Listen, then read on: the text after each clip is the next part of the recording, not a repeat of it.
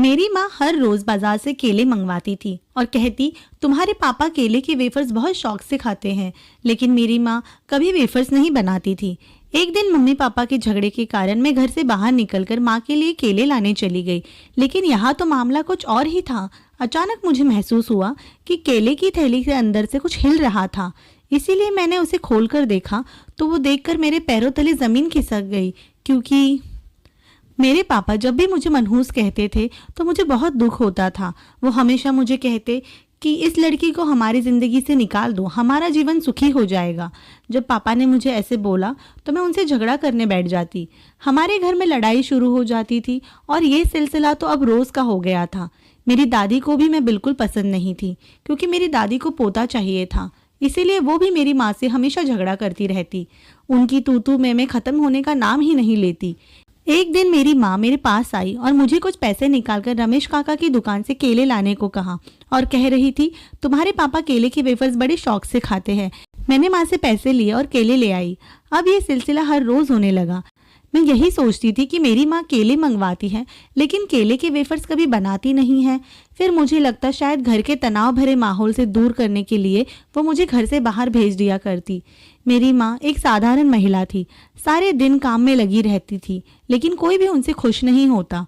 उनका कसूर सिर्फ इतना था कि वो पिताजी को बेटा नहीं दे सकी। मेरे पैदा होने के बाद कुछ कॉम्प्लिकेशन हुए जिसके कारण मेरी माँ दोबारा माँ नहीं बन पाई। मेरे पिताजी अक्सर मेरी माँ को कहते थे, तुम्हारा कसूर ये है कि तुमने हमारे खानदान को एक वारिस नहीं दिया है, इसके बाद हमारा खानदान तो खत्म हो जाएगा। और माँ को डांटने लगते थे। वो भी इस लड़ाई के कारण चिंतित हो गई थी और आज तो बहुत ज़्यादा चिंतित लग रही थी और रो रही थी। मैंने माँ से कहा कि क्या हुआ है माँ, कुछ तो बताओ। तभी माँ ने कहा कि कुछ नहीं बच्चा, पर माँ बहुत घबराई हुई थी। माँ फूट फूट कर रोने लगी। उन्होंने कहा, तुम्हारी दादी ने अपने सहेली की लड़की को बुलाया है। अब तुम्हारे पिता उससे शादी करेंगे और हम दोनों को घर से निकाल देंगे।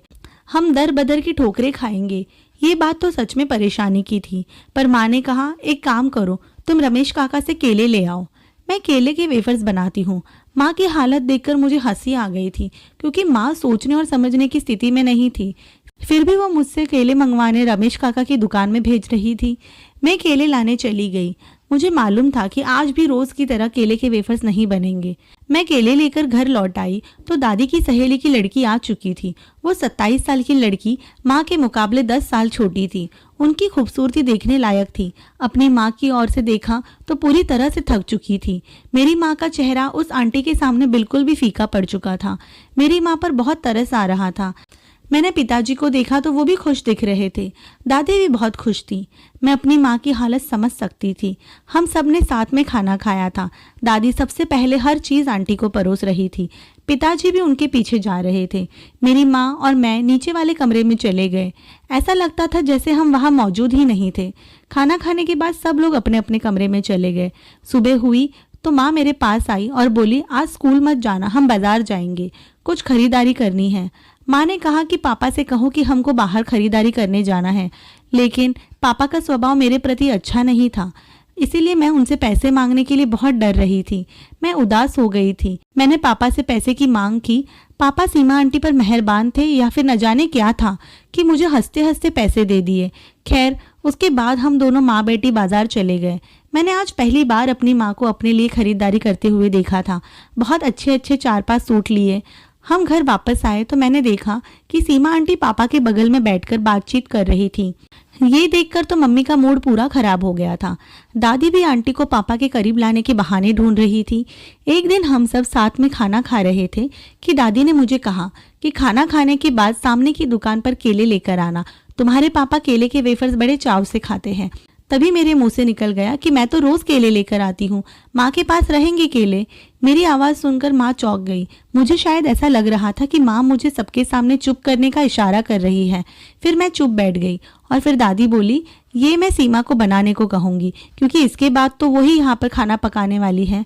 माँ वहाँ से नाराज़ होकर चली गई। लेकिन इस बार सच में मेरी दादी ने सीमा आंटी के हाथ से पापा के लिए केले के वेफर्स बनवाए थे, जबकि मेरी माँ हमेशा मुझसे केले मंगवाती थी लेकिन कभी केले के वेफर्स नहीं बनाती थी। एक दिन मैं स्कूल से घर पर आई तो मैंने देखा माँ घर पर नहीं है, तो मैं उनको इधर उधर ढूंढने लगी। तभी मैंने देखा कि वो हमारे आंगन में उदास बैठी हैं। मेरे पूछने पर उन्होंने मुझसे कहा, तुम्हारी दादी ने अभी एक फैसला किया है, उस पर वो तुम्हारे पापा को पूछेंगी कि अगर उन्हें सीमा के साथ शादी करनी है तो कर लो, नहीं तो वो इस हफ्ते शहर वापस चली जाएगी। मैंने अपने माँ से पूछा कि फिर आप क्या करोगे? इस बात पर माँ ने मुझसे कहा, अगर तुम्हारे पापा ने सीमा से शादी करने के लिए हाँ कर दिया तो मैं ये घर छोड़कर हमेशा के लिए चली जाऊंगी। मैं डर गई थी, लेकिन फिर ऐसे मौके पर भी मेरी माँ मुझे केले लाने के लिए भेज रही थी। ये कह रही थी कि तुम रमेश काका के पास जाकर केले लेकर आओ, तुम्हारे पापा केले के वेफर्स बड़े शौक से खाते हैं। मैंने कहा, ये आप क्या कह रही हो, ऐसे हालात में भी आपको केले की पड़ी है? तो उन्होंने कहा, तुम सिर्फ केले लेकर आओ और ज़्यादा सवाल मत पूछो।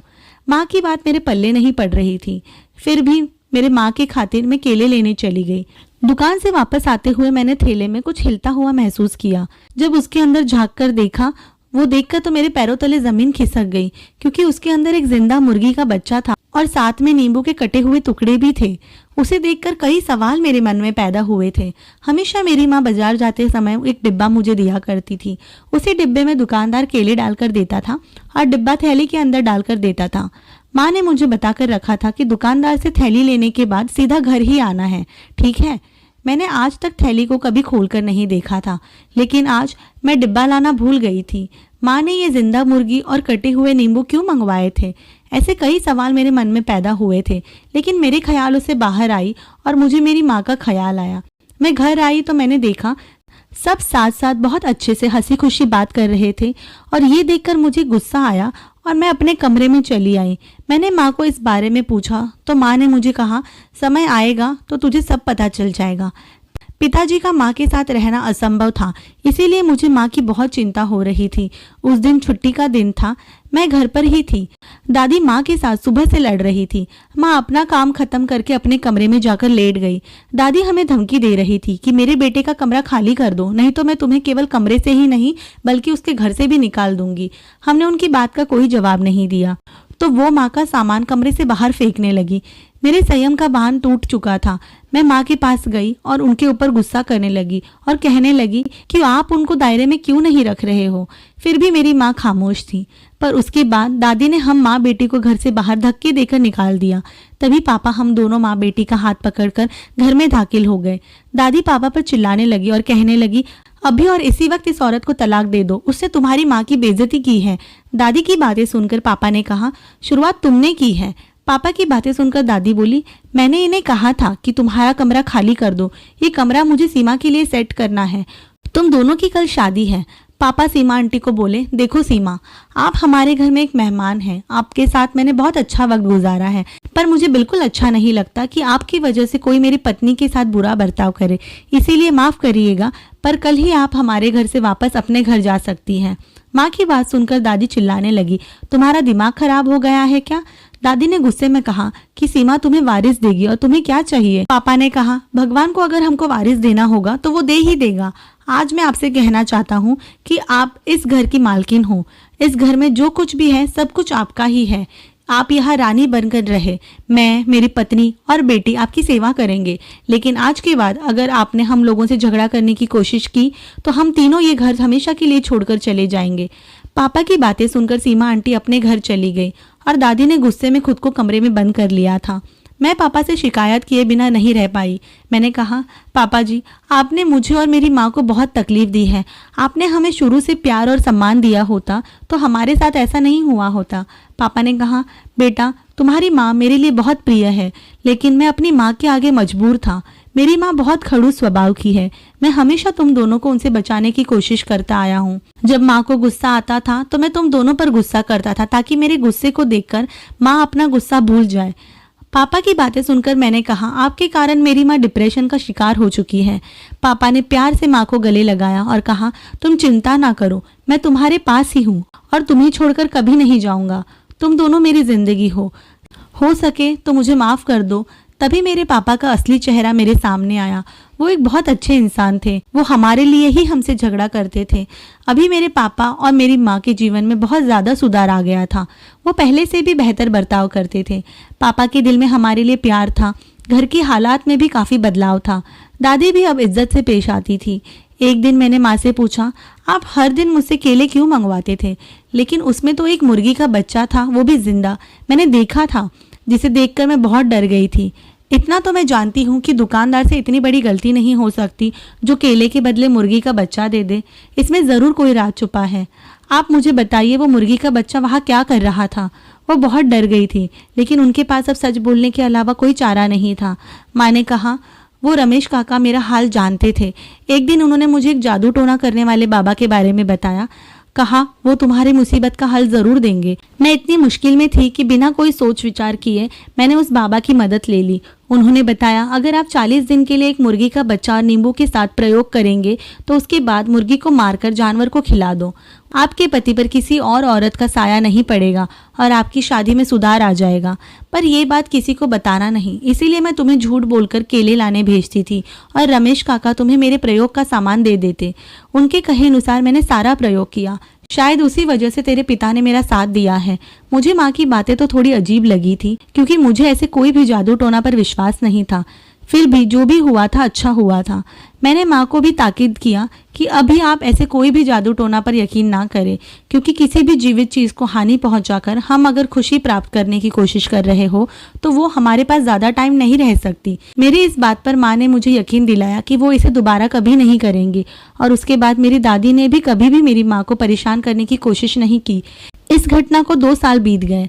बहुत सारी जांच और इलाज के बाद मेरी माँ ने एक बेटे को जन्म दिया है और हमारी खुशी दुगनी हो गई। ये एक काल्पनिक कहानी है। इसका आपकी ज़िंदगी में होने वाले किसी चीज़ से कोई संबंध नहीं है। उम्मीद करती हूँ आपको कहानी अच्छी लगी हो। कहानी अच्छी लगने पर लाइक और शेयर ज़रूर करें, और ऐसी कई दिलचस्प कहानियाँ सुनने के लिए आपके कहानी सुनो चैनल को सब्सक्राइब करना ना भूलें। धन्यवाद।